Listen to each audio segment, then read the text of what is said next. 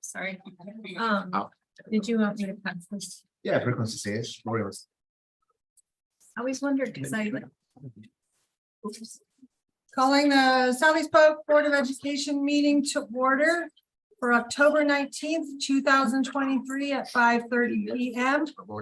Karen? For sure. Lori, Yes. Rick, Here. Bridget, Here. Tom, Here. Brett, Here.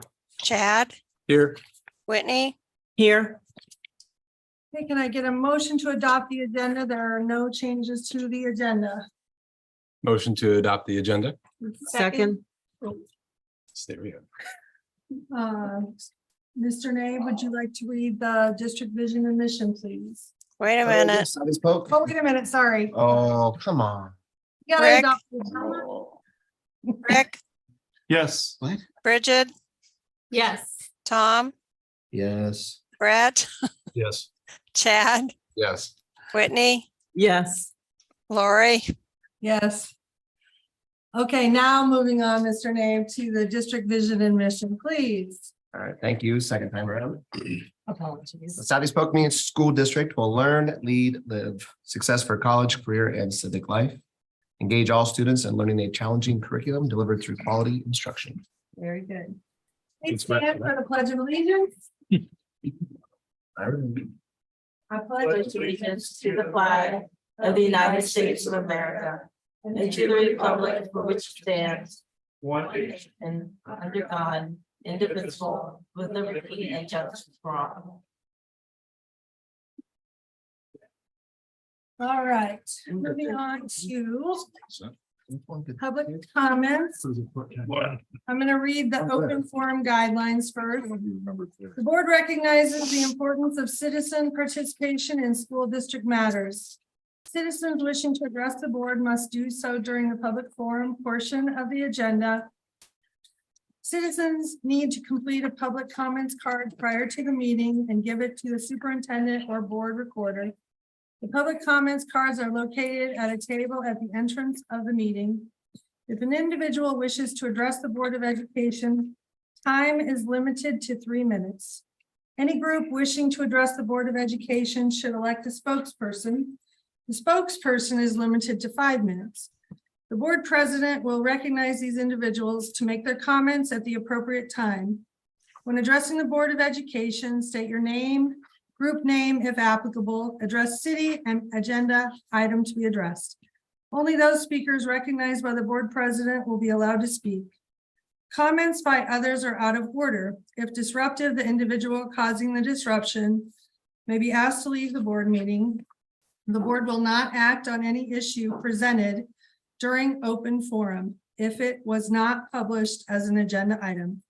Iowa Open Meetings Law prohibits action on any issue that is not on the agenda. The board asks that no charges or complaints be made against individual employees of the district, board members, or community members. Remarks that are inappropriate, defamatory, or obscene will be considered out of order. Okay, so we're going to call, we have 2 speakers right now. Calling Julie Dewar to the podium. You've got 3 minutes, Julie. Welcome. Hi. Hello. Don't start my time yet. I've got copies of what I'm getting. I'm under my time. Okay, so, hi, my name, can you guys, do I have to push this down? My name is Julie Dewar, and I am speaking on behalf of the PTAs at Altoona, Centennial, Willowbrook, Delaware, 4 Mile, Runnels, and Mitchellville Elementaries.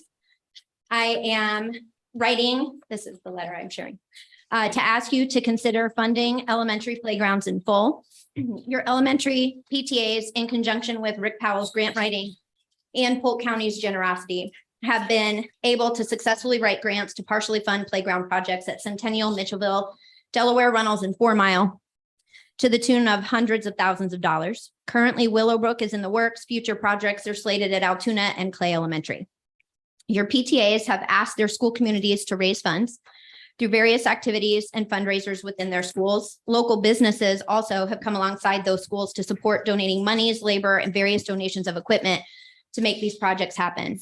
And staff have also written grants through the Southeast Polk Ed Foundation to acquire more equipment. Without Rick Powell's help during the grant writing process, these projects would not be possible. All of these people and organizations deserve the utmost respect and gratitude because, quite frankly, our district would not and has not funded these projects adequately. For example, Reynolds Elementary had a preschool program in place for over 4 years before our preschoolers ever even had a separate play space, which is required in the Iowa Quality Preschool Program Standards for Physical Environment. If Polk County's monies were to come into our general fund, our playgrounds and elementaries would never see the money. The school community is raising funds for playgrounds are currently taxpayers in the Southeast Polk District. Our district receives monies through the local 1-cent option sales tax. PEPAL is used in many different ways, but the big picture breakdown of what the district spends this money on are repairs to buildings and grounds, technology equipment greater than $500, software licensing, school buses, instruments greater than $500, and playground equipment.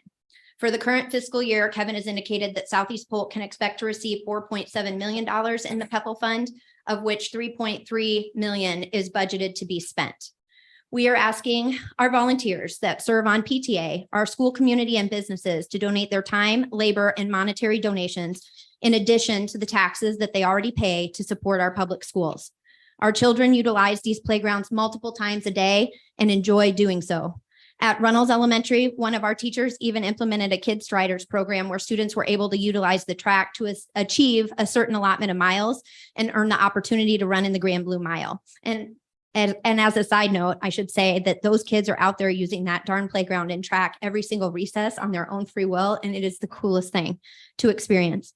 I'm asking the district, this is a big ask and I understand it, to budget $250,000 per year to go to one elementary school on a rotating basis, specifically for buildings and grounds improvement, such as playgrounds, or what the school deems fit for the students that they serve. The current $60,000 allotment is not adequate to update playgrounds for students with diverse needs, nor does this allotment allow for even a small part of a playground to be updated.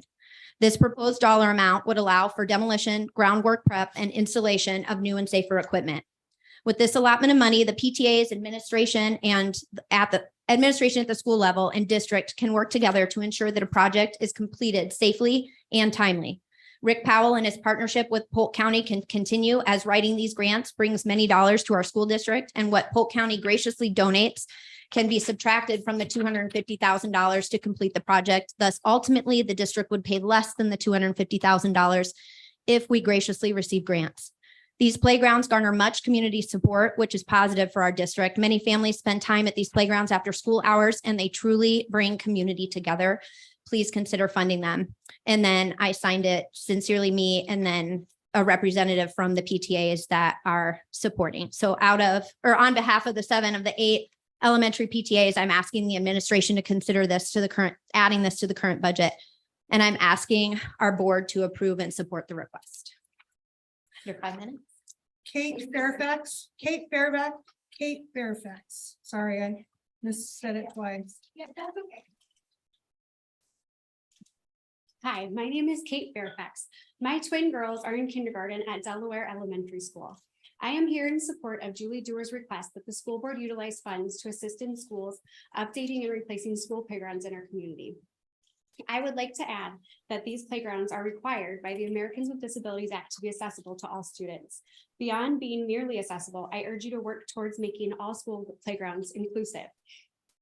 What's the difference, you may ask? Accessible means that all students are able to get to the playground, and inclusive means that all students are able to play. My twin girls thoroughly enjoy, sorry, I might get emotional. They thoroughly enjoy going to Delaware and being Rams. We have encountered wonderful educators that work hard every day for the students at Delaware and work hard to make an inclusive environment. I will note as well that Mrs. Clark and the rest of the school team have worked to make necessary changes to the building and safety and accessibility whenever needed, as it is an older building, and that is something my daughter needs. The only thing that we continue to have difficulty with at Delaware is the playground. My daughters were born 10 weeks early, leading to Audrey having a diagnosis of cerebral palsy. Because of her CP, she uses wheelchairs and a gait trainer to get around the school, as well as the help of a truly amazing paraprofessional. During recess, Audrey is unable to play and access the playground with her sister and friends in class. The playground currently has pea gravel under at least 75% of the equipment. including under the one disability swing that has just been replaced in the last 2 weeks because it was broken. This is not accessible to Audrey or other children using mobility devices. The newer portion of the playground does have accessible surfacing underneath it. However, although Audrey could get to this equipment, she has nothing that she can play on. This leaves Audrey unable to fully play with her friends during recess and would leave her sitting and watching the other kids on a daily basis playing, if it were not for the staff bringing out toys or starting games to encourage other children to stay and play with her on the blacktop.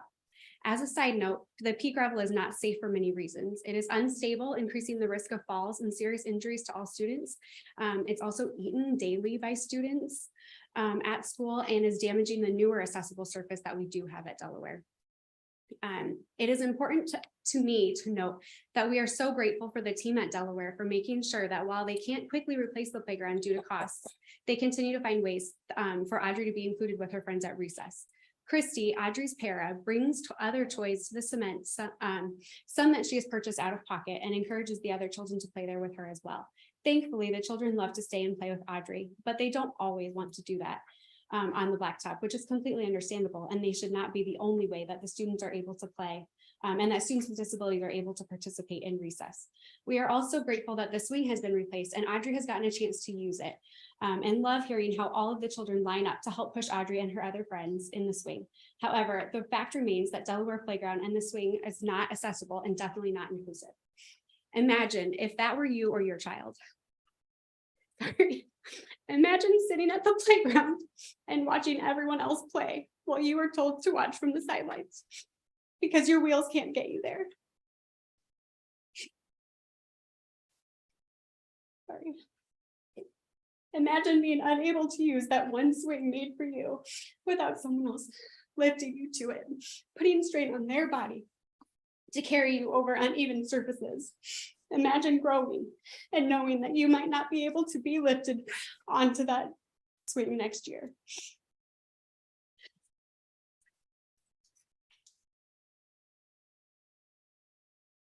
I want you to know that inclusion benefits everyone, not only those with disabilities. An inclusive playground would allow all children to play together. It would allow the typical students to further see that people with disabilities are just like them. Inclusion allows all students to form bonds with each other and grow to adults who know that everyone is worthy. Inclusion also allows all students to feel that they truly belong and are important. It does not teach discrimination, which the current playgrounds effectively teach. As a member of the PTA, we are currently applying for grants to fund a new inclusive playground. However, waiting and hoping for these grants and school fundraisers to achieve the amount needed could take years, leaving students waiting on the sidelines, leaving my daughter and many other students unable to play during recess in a way that they have a legal right to. Help from the school board could allow these changes to take place in a much more timely manner. Please help our schools obtain accessible, safe, and inclusive playgrounds for all students. I don't think there is any malice here on the part of the school district or the schools. Like most discrimination, it's rooted in a lack of knowledge and understanding. When we know better, we can do better. And now you know better, and now you can do better. Thank you. Jennifer McCoy. You've got, I know you came in late, so you didn't hear but you've got 3 minutes. Okay. Perfect. That's Thank you. all I need. So Thank you. thank you, everybody. So I'm Jennifer McCoy. I'm a parent. Actually working with Kate. We have kind of created a subcommittee of our PTA, kind of a grant committee. I'm a civil engineer by trade, so I understand kind of placemaking and facilities and different things like that. And I have been involved with PTA for 4 years. This is my 4th year. And just to kind of give you an idea, and we've done 5 years of fundraising. We have about $56,000 in our playground fund, but it's the latest quote we got was over 200,000 just to replace the surface alone. We cannot get there with selling cookies and popcorn and schlepping butter braids. Like we just won't get there. We need your help. We are asking parent volunteers, numerous hours. This money was raised through bingo nights and times with Santa and selling goods. And we've asked our parents and volunteers a ton of hours. We've asked our neighborhoods to support. We've asked our private communities to support. We're asking the school district to step up and help us get there because we'll never get there on our own with cookies and popcorn and butter braids and bingo nights and things like that. And so we have a need. I know talking with Kate, her daughters are in kindergarten. She's looking at the amount of money we make a year thinking they'll be out of the school before we'll have an accessible playground at the school. So we just implore that you help us get there. It's really going to take all of us working together to upgrade these playgrounds and accommodate that goal. So I'd ask that for you. Thank you. Any other public comments? Okay, moving on to the consent agenda. Can I get a motion, please? Motion to approve. Second. Thank you. Any comments or questions? Okay, Karen? Bridget, Yes. Tom, Yes. Brett, Yes. Chad, Yes. Whitney, Yes. Lori, Yes. Rick, Yes. All right, moving on to old and new business. Item A, confirmation of the next meeting. Can I get a motion, please? Motion to approve the next meeting, the next two meetings for November the 2nd and November the 16th. Second. Thank you. Any comments or questions? Karen? Tom, Yes. Brett, Yes. Chad, Yes. Whitney, Yes. Lori, Yes. Rick, Yes. All right, moving on to item B, public hearing. At this time, in calling the public hearing for Mid-America Energy Easement at Mitchellville Elementary. Open to the public hearing at 5:46 p.m. on October 19th. Board Secretary, have they received any written comments? Okay. Is there anyone present wishing to provide comment regarding the public hearing for Mid-America Energy Easement at Mitchellville Elementary School? Okay, seeing none, we're going to close the public hearing at 5:46 p.m.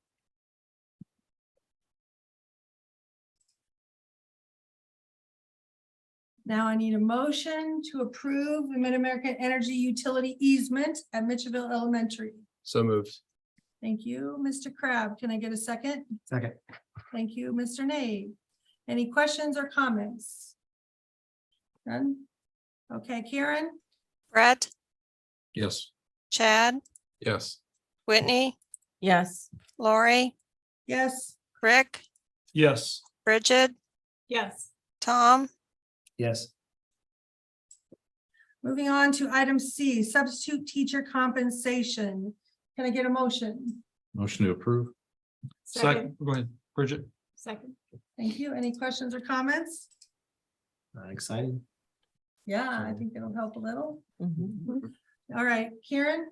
Chad, Yes. Whitney, Yes. Lori, Yes. Rick, Yes. Bridget, Yes. Tom, Yes. Brett, Yes. Moving on to item D, the first read of board policies. Can I get a motion, please? Motion to approve first read board policies. Second. Thank you. Any questions or comments on the first read? I got a question. So on the 50308, the new one. What is the effective change for us? How is that different than how we operate today? Because there's a whole like structure of levels and stuff, but there's so much like discretion in there that it kind of feels like it really, I mean, I know we have to approve it, but it just seems like, does it really change I anything? don't think it does. I think it was written as a broad policy for all districts in Iowa, and it's kind of scary to think that maybe there were some out there that didn't have something in operation like that. Mhm. But it effectively does not change our practice. Okay. And then one other question I had, and maybe this is part of like a contract or something, not something we do anything about, but I noticed with like the bereavement periods that are in there, and some of those have been adjusted a little bit, that like grandparents are separated out, grandparents and step grandparents. And I'm just thinking about it, like some people were raised by their grandparents. And so I don't know if that's something that we have within any like discretion or flexibility to talk about. Thanks, Joe.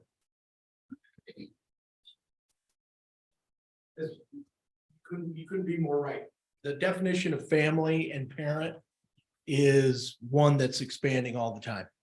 And the wording of the original policy, like 100 years ago, was very, I guess maybe traditional might be the best word.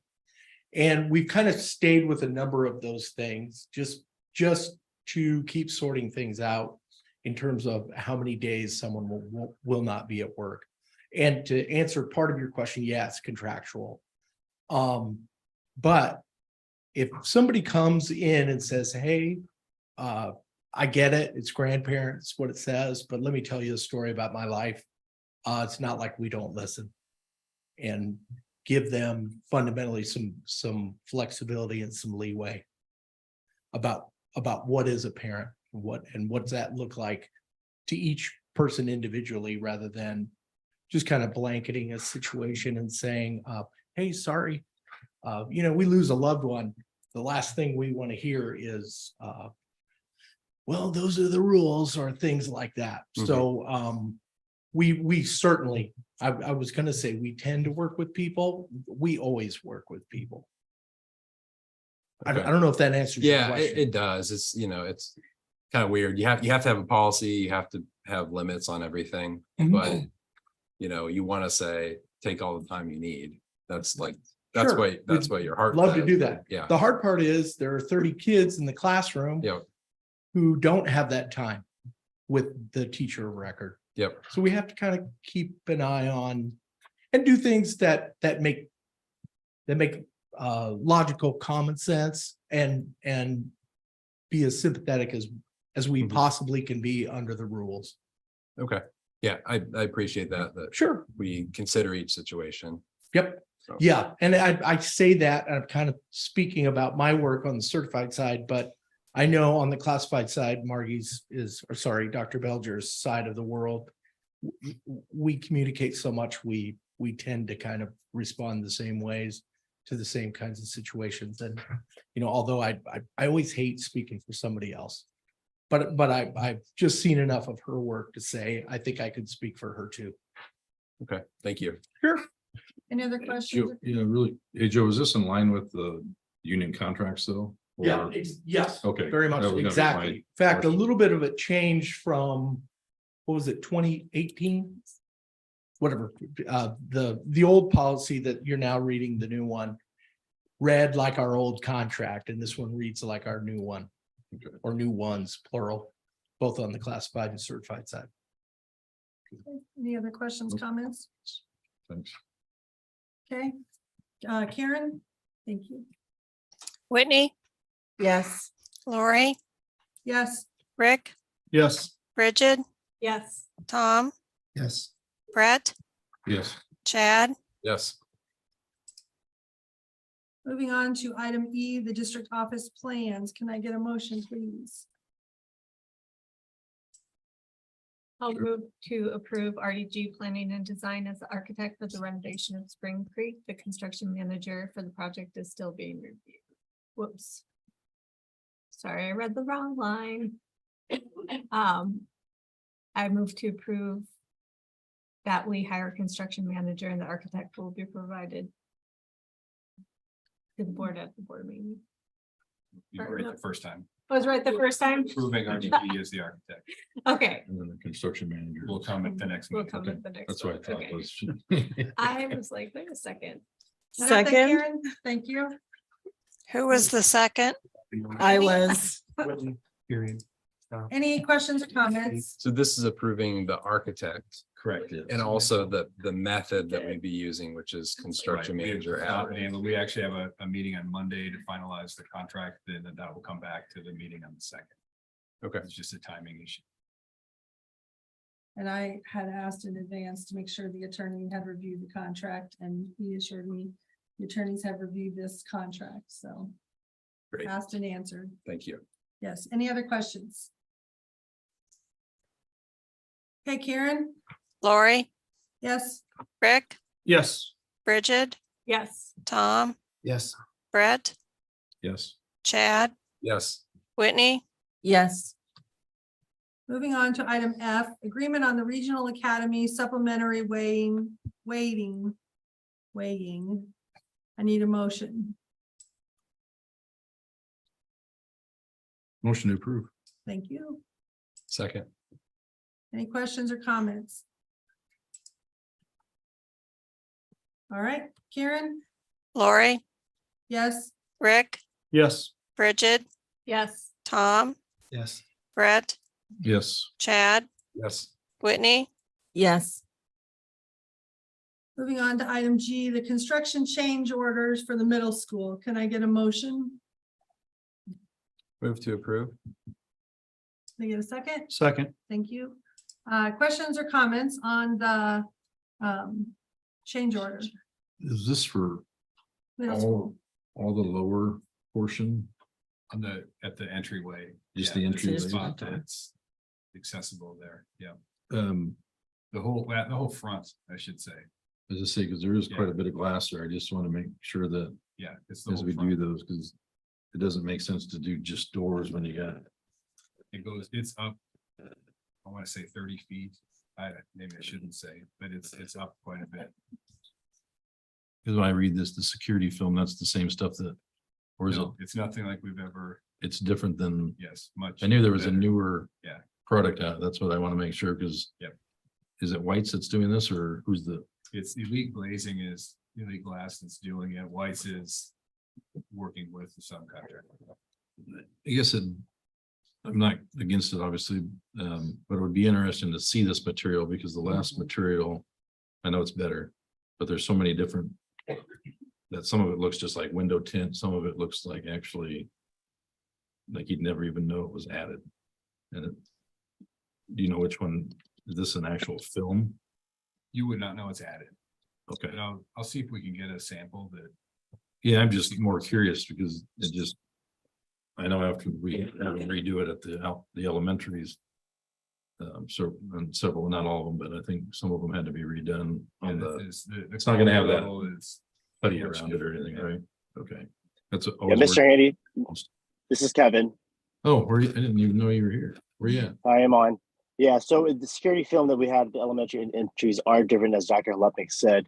This, we waited a little bit to get the change order pricing because they needed to know exactly how tall these windows were and where this was going. So this is all templated out, kind of pre-manufactured for the windows themselves. Okay. That's good. So it's not an aftermarket type stuff.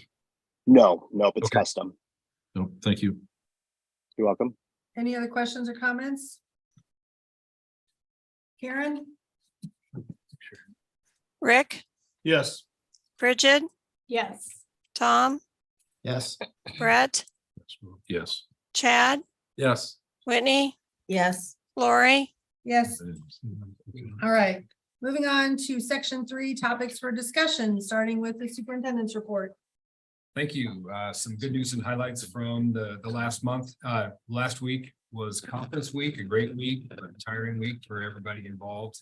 Opportunity for face-to-face conversations and the ability to build and continue to foster those important relationships between parents and teachers. This month, October, is Principals Appreciation Month. We're thankful for the principals that lead our buildings every day. And over the next 2 meetings, you'll get to hear from each and every one of them. So speaking of principals, our junior high principal, Mike Daly, has been named the National Project Lead the Way Administrator of the Year. A well-deserved award. He's been instrumental in the development of the Project Lead the Way program and STEM education at the junior high, and our district has become recognized statewide and even across the nation as the leader in terms of the quality of STEM programs that are offered, and junior high is a big part of that. We'll celebrate this in a month or so, and in early December, we'll have a reception, and the Project Lead the Way national leaders will be here to present the award, and you'll hear more about that in the not too distant future here. Some RAM activities updates. Boys golf team finished 3rd at the state meet, broke many school records, capped off a great season. Last night, our cross-country teams hosted the district meet. Both the boys and girls teams qualified individuals for the state meet. The marching Rams received a Division I superior rating at the state contest last weekend. That's the highest that's possible. Volleyball is starting off their district tournament tonight. Some school nobody cares about. Football regular season finale. I'll tell you the joke later if you want to know.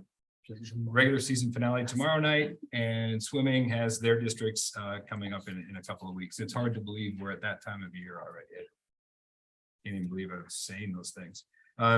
Within the last month, we also were able to have our Altoona Elementary board visit, a chance to learn about early literacy strategies and student engagement, and then you got a chance to observe that in action in classrooms. Next up is Spring Creek this coming Thursday. That'll be from 8 to 9 on the 26th. Karen will send you something. I will also send you a reminder as well. And I can take it right into certified enrollment. Please if you'd do. like to. Yep. We don't have official numbers yet for certified enrollment. We're in that 2-week window where the state is fixing data. First week of November, we will have our solid official numbers.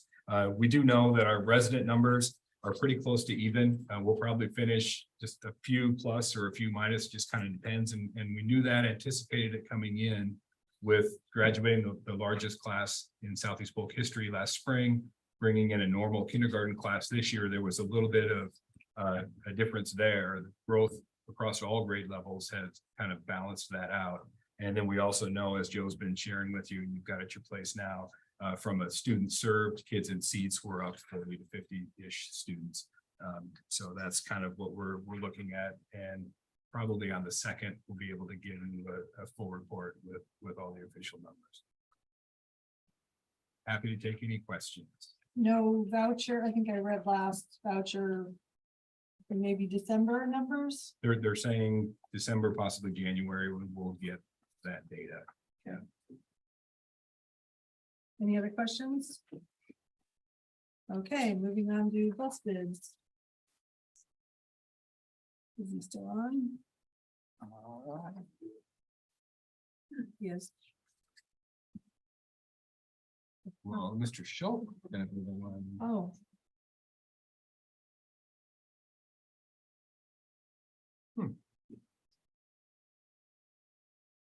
Maybe skipping this. Kevin, are you still there? I'm sorry, you guys cut out. Are we at the bus bids? We are. Okay, I'm sorry. Yes, it didn't sound like Mr. Schultz is available. With the bus bids, after talking with Mr. Schultz, we've determined that we are going to go out and get an 84 passenger bus, 2 special needs buses, and 3 regular 77 passenger buses, with the idea that these bids will come back between $800,000 and $900,000. Now, if the bus prices are exceeding what we would think they are, that might come down to 5 buses rather than 6.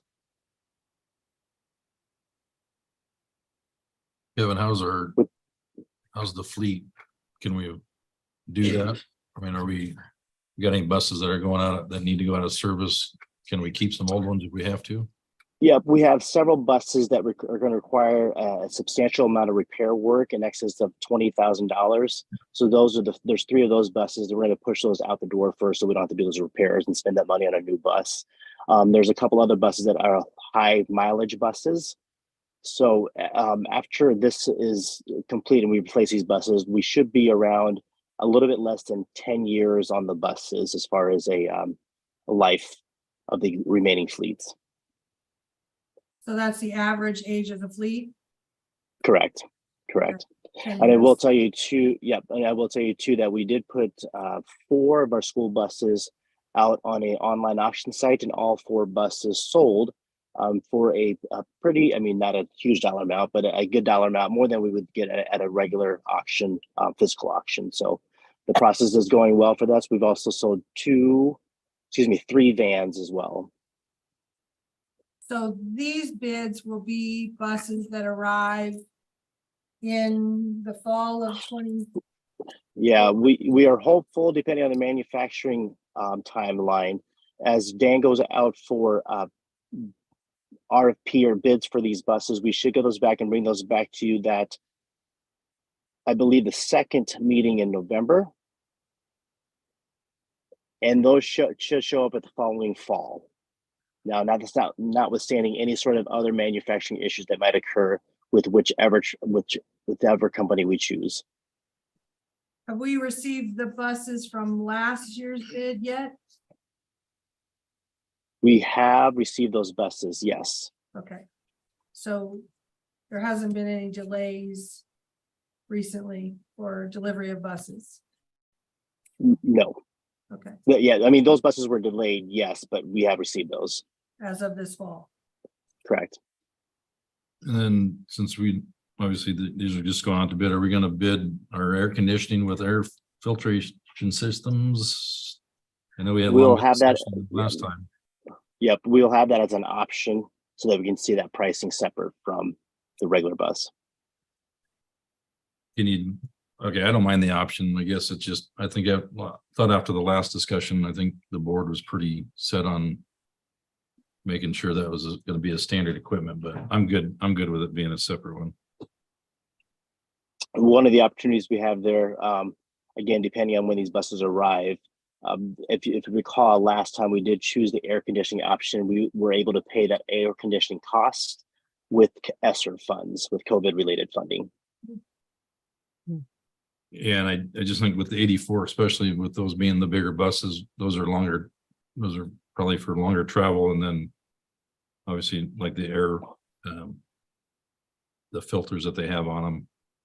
Because was that a separate bid, or was that part of the air conditioning? That was an alternate to that particular bid. And Well, the board, we did select that, correct?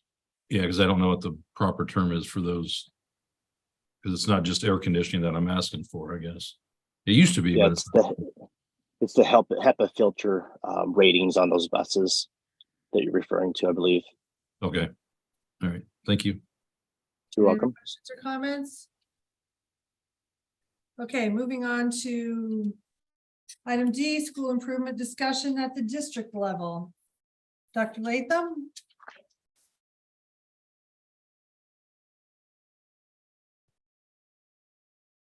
Good evening, board. I'm here this evening to share with you our district improvement plan for the 23-24 school year. As we think about school improvement processes, they are an ongoing process as we look across the year. Part of it is a look back and reflection, and then part of it's a look forward into that improvement piece. So these are some of the questions that guide our work. A lot of the formative data that we collect across the school year helps decide how we're going to plan instruction from day to day to day.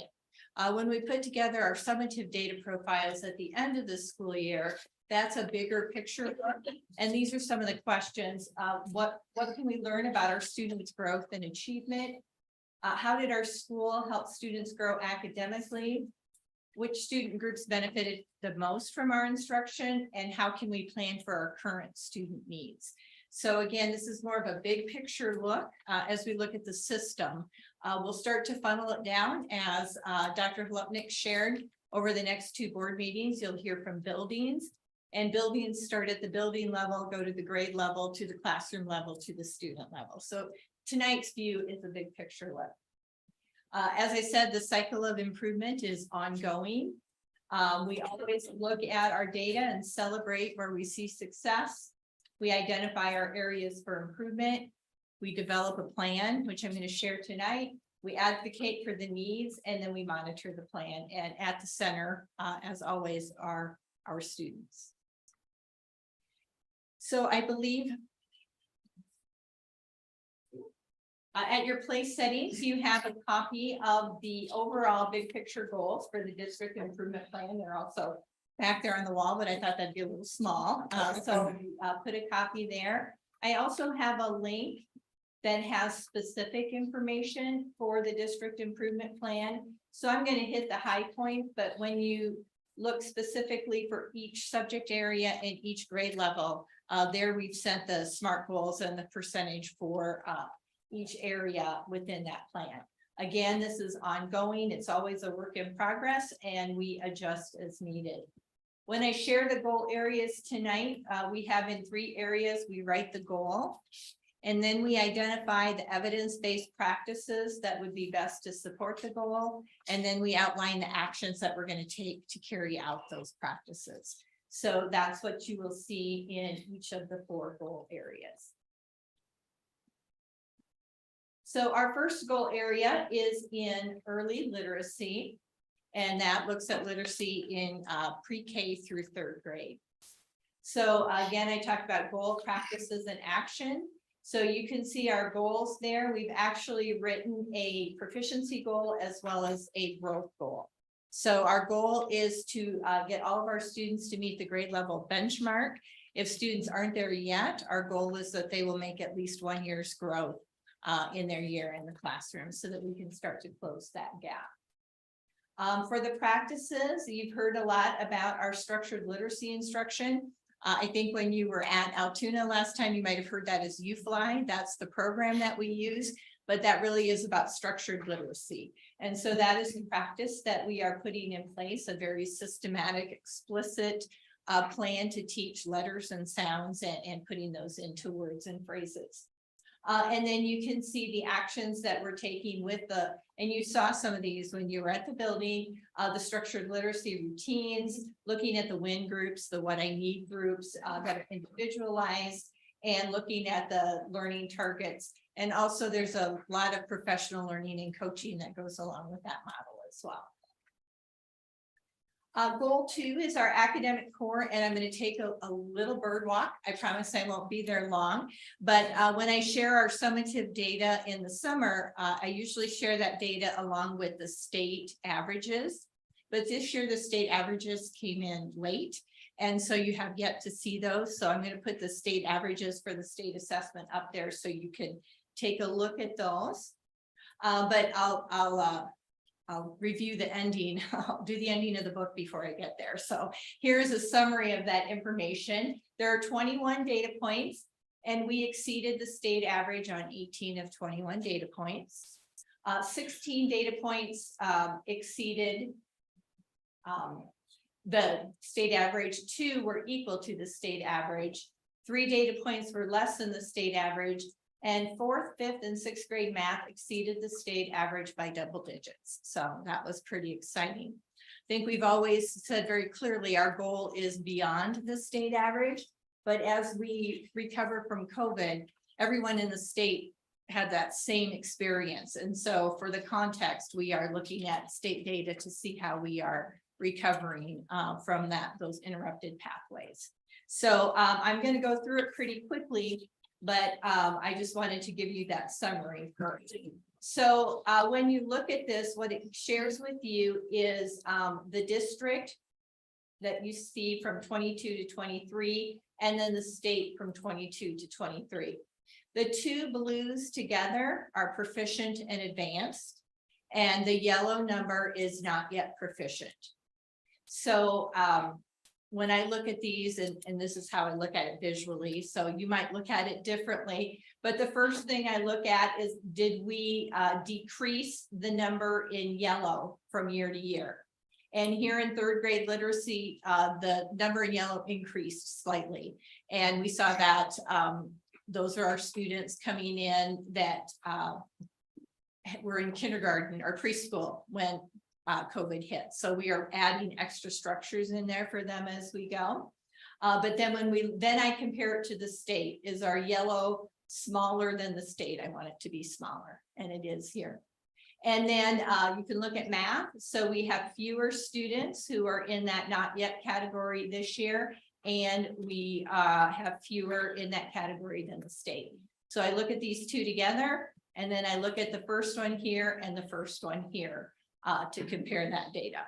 So again, I'll just look at very quickly at 4th grade and then we'll whip through. So again, you can see the spring 23 and 22 for math, and then you can see it here as well. So there is 5th grade. Remember, we assess science at 5th, 8th, and 10th. So you have an added area there, and you can again see the difference between 23 and 22. As well as the state 23 and the district 2023. And there is 6th grade. Again, you can see a reduction in the number of students that are not yet proficient. You see that for 7th grade. 8th grade, again, we're going to add the science. Then we can see at high school, a little bit of an increase in ELA, but you can see that reduction of those not yet proficient in math. And then we add the science. And then looking again at grade 11. So again, a question you ask a lot is how are we recovering from COVID? So you can see in 2022, we were a little bit above the state proficient in ELA, a little bit more in math, and equal in science in 2022. When we look at 2023, state stayed the same, we stayed the same. So not, we saw some stability there. In math, the state improved and we did as well. And in science, the state remained the same. And at Southeast Polk, we saw an increase in proficiency. So we're seeing our arrows go in the right direction. We still want to intensify those efforts and support students moving forward. So that was my bird walk. Now I'm going to come back. Leading to that academic core. Again, as we look at our data, 80% proficient and above indicates a healthy core. So while we're getting back to that number, we want to put the majority of our efforts into tier 1 instruction. So to provide a strong core for our students, looking at reading and writing in all subject areas, aligning science and STEM, and then also providing implementation support for our new math material. And then our actions are related to our instructional model, clear learning targets, collaborative group work, so student collaboration, reading and writing for a variety of purposes, our PLC questions that we use, and then the professional learning needed to build that capacity. Goal area number 3 is college and career readiness. And our goal is to increase the completion rates of our individual career and academic plan. So it's called ICAP. Those of you who've been on the board for a while may remember that as I Have a Plan, Iowa. So it's the plan that students begin for their college and career.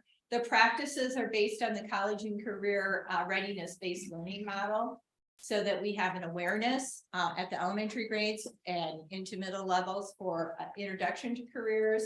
Then we go into exploration, preparation, and then training.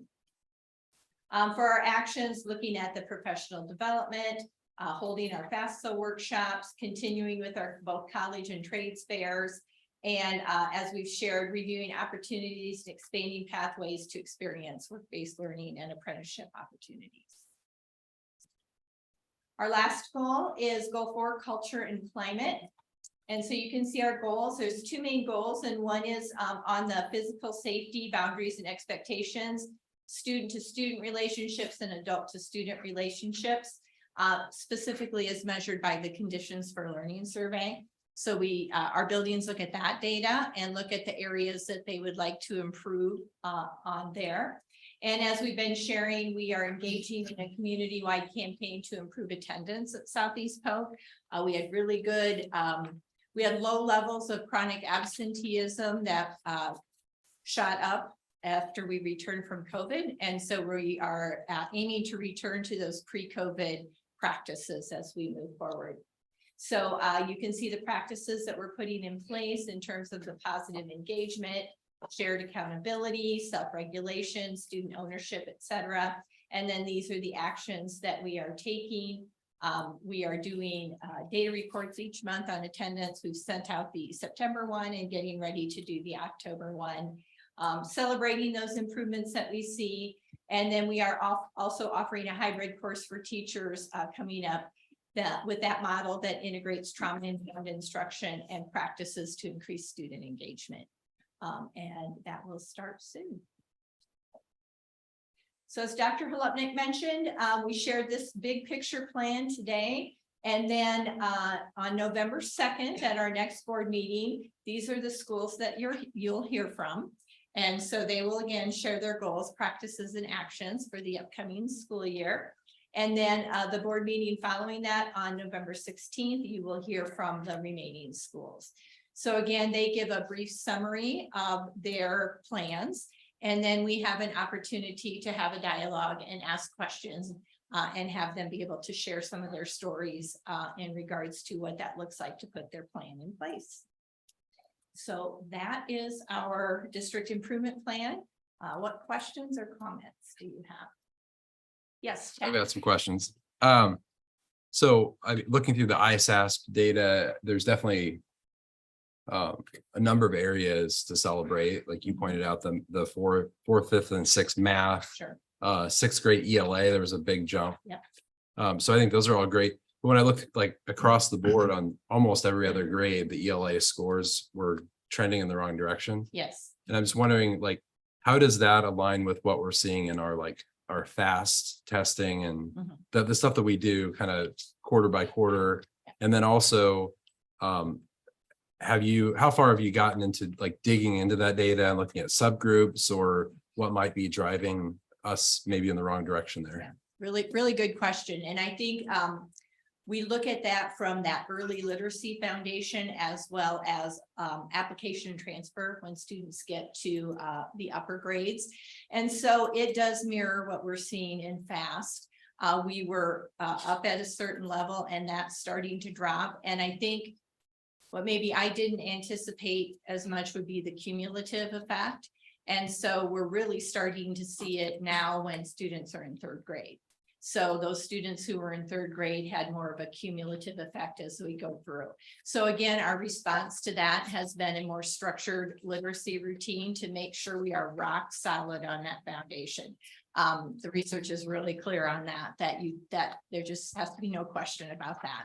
So we are intensifying those efforts. Beyond the grades, I think one of the things that we've noticed is that when we returned to full schedule school, we had a pretty good system where students were reading and writing in each subject area. And we would like to recommit to those efforts. So to make sure that we're reading in science or writing in science, it's kind of easy just to go to the computer and have it tell you what you need to know. But we really want our students to think critically and dig into that information as they go through. So we're going to really up our disciplinary literacy, which is a fancy term for saying reading in all the different disciplines and having a chance to write and communicate there as well. So those are the two main efforts to get kids to read and write more. But again, you can't apply what you aren't strong in. So we really need to build that foundation at the early grades. When you talk to Spring Creek, who saw the improvements, they had a big focus on writing. And so they did a lot of writing each day and in all subject areas, and they saw a good result there. So in terms of digging into the data, we are digging in, we go into the key ideas and details, and then you can get into the writing domains as well. So we can start to pick apart that ELA to see, is it more of a reading thing? Is it more of a writing thing? Or is it a combination of both? Mm-hmm. Every time I see disciplinary literacy or whatever, I think like we're punishing them or something. Well, as a person who's been around for a long time, I don't say reading in the content area anymore because everyone goes, oh, are we doing that again? So I just use a different word for the same thing. But now that does kind of sound strict, doesn't it? How are the teachers and associates doing with the structured literacy? You know, I think they really appreciate the resources and the support. For some, it's a shift over what they've done. And little story, you know, I used to teach middle school and then I taught early literacy for a few years after that. And that was so new and overwhelming to me. I was really glad I got the experience, but it was a steep learning curve.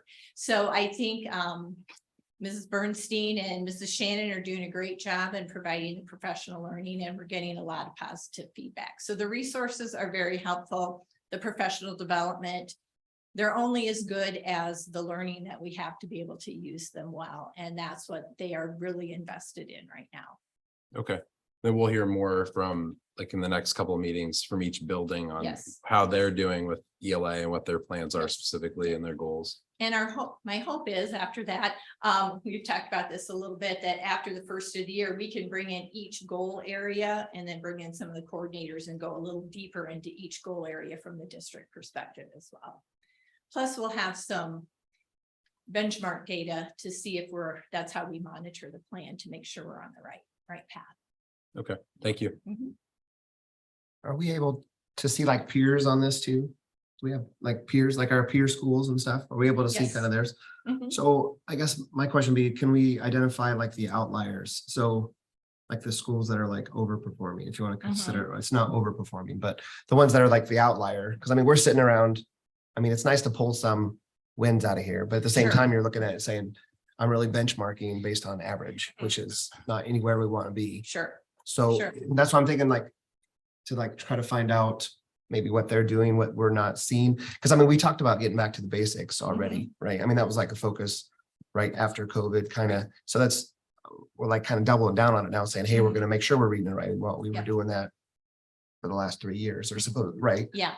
So that's why I'm kind of like hearing the same thing going, okay, where's that disconnect? Where are we finding, you know what I mean? Well, I think that we got away from it over the past 3 years. I think for the past 3 years, we've just been trying to keep the kids together and coherent. So I think prior to COVID, we had it going really well and we were seeing strong data as a result of that.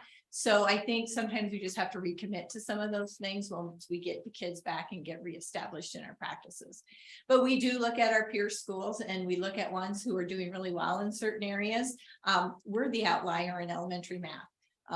They come to us to see what's going on there. So we have a good shared network with our UEN colleagues. And so we do have lots of good conversations and look and see what things they have in place to help support their learners. Yeah, because So, that's kind of my question. It's kind of like looking, seeing, okay, what are they doing? What are their programs? Exactly. I mean, I don't know. That's just, I think collaboration at this time would be fantastic, other than trying to just kind of like regurgitate our data and saying, okay, where's this at? Where's this at? It'd be much easier to be like, okay, where can we push this through? I mean, we know the basics. Sure. I could have swore, I mean, that's been like, that's supposed to be like the last 3 years. We Yes. talked about it coming out. Was And part of school improvement is staying the course, but you're right, we need to see the data gains or to see, I think the teachers have done an outstanding job in choosing the evidence-based practices. So then we have to dig into implementation and see what it's looking like in the classroom. And then again, we have those success stories right here at Southeast Polk when we look at our data and we see, oh, wait, you got this from your students. What did you do in order to get that? So we start that collaboration right here at Southeast Polk, and then we expand it to our peers as well. Because you're right, I think that's a really good way to learn and improve. And I liked one thing you said, I thought was fantastic, is this right here is a fantastic tool. But at the same time, when you said we need to get back to reading and writing. Yeah. I think that would be, I mean, you talk about tried and true and proven. Yeah. I mean, that's kind of, I think maybe what's missing is we're doing too much of this and not enough of this. I think you're right. And I think, yeah, there's a lot of competition for reading and writing these days. You know, there's a lot of, yeah. And so really, so when we talk about student engagement, finding things that are authentic, that raise their curiosity, that they want to know about, so that we can get them reading and writing more. Because I think when we look at in-school and out-of-school literacies, the out-of-school literacies look different than they did previously. Yeah, agreed. Awesome. Well, thank you. Any other comments, questions? No, thank you for the presentation. Yes, Thank you. thank I have a question. So with your conditions of learning survey, are you getting good participation in that? Because it's no longer mandatory, is it? Well, it's always been parents who didn't want to participate could choose not to. Right. But we have very few who opt out. So Okay. we're in the 95% So we have participation. good Some buildings participation. we're at 100. Yeah. Thank you. Mhm. Any other questions or comments? Thank you. All right, thank you. Thanks. Can I get a motion to adjourn?